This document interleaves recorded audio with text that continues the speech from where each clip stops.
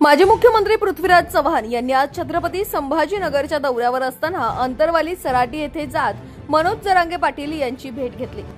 सरकारने मराठा समाजाला दिलेले आश्वासन पाळले नसून वाशी येथे आश्वासन देऊन शब्द न पाळल्याने आंदोलन अधिक आक्रमक झाल्याचे यावेळी माध्यमांशी बोलताना सांगितले।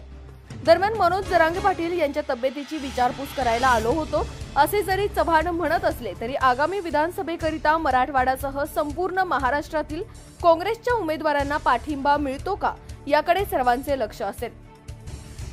मात्र माजी मुख्यमंत्र्यांच्या या भेटीचे अनेक राजकीय तर्कवितर्क विविध राजकीय पक्षांकडून लावण्यात येत आहेत।